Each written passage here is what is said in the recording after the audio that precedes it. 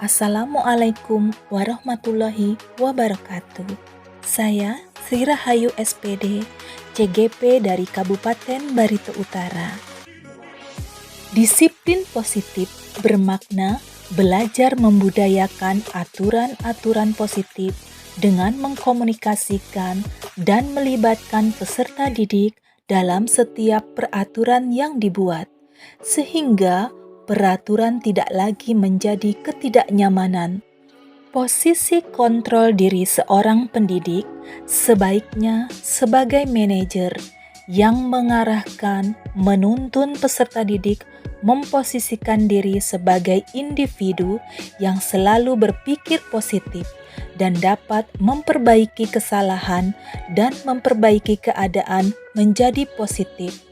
Semua manusia termasuk peserta didik memiliki kebutuhan dasar, cinta dan kasih sayang, rasa memiliki dan dimiliki, kesenangan, kebebasan, dan kekuasaan, sehingga mampu bertahan hidup. Untuk membangun budaya positif di kelas atau di sekolah, hendaknya guru dapat membangun keyakinan kelas, melibatkan peserta didik dalam membuat peraturan di kelas, sehingga peserta didik merasa didengar, diperhatikan, dan dihargai. Segitiga restitusi adalah bagaimana cara kita menanamkan budaya positif, menuntun peserta didik mengevaluasi diri dan memperbaiki kesalahan dengan cara yang memanusiakan peserta didik, sehingga terbangun karakter baik. Hal yang menarik mengenai pengertian disiplin, ternyata disiplin bermakna belajar atau latihan untuk mengontrol diri. Pengalaman menciptakan budaya positif baik di lingkungan kelas berupa membuat jadwal dan peraturan kelas dengan meminta pendapat peserta didik. Contoh penerapan segitiga restitusi terhadap permasalahan murid. Ketika terdapat peserta didik yang menggunakan pakaian tidak seragam, sebagai seorang pendidik saya memposisikan diri sebagai manajer, memanggil dan berdiskusi, kemudian menuntun peserta didik untuk dapat mencari solusi terbaik atas kesalahan positif yang terjadi.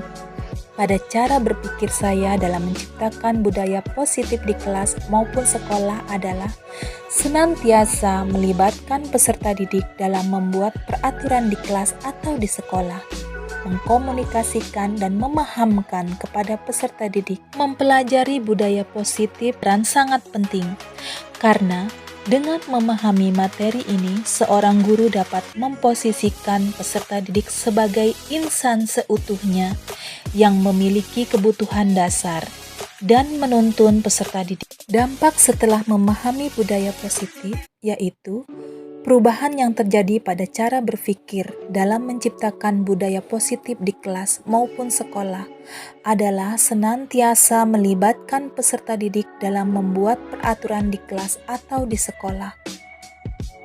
Hal yang terpenting dalam proses menciptakan budaya positif di lingkungan kelas maupun sekolah adalah dengan mempelajari dan memahami karakteristik peserta didik, sehingga gaya bahasa dan cara penyampaian sesuai dengan karakteristik peserta didik.